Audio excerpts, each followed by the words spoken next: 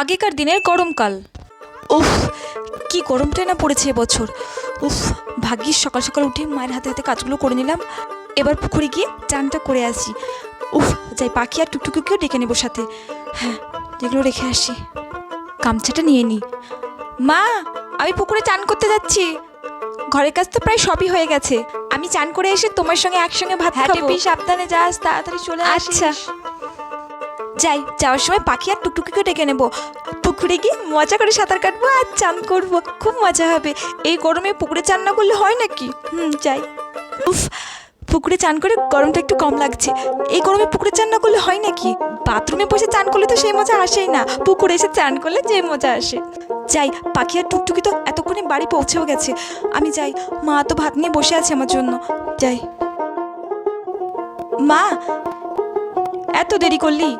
বেলা গিয়ে 3টে বেজে গেল।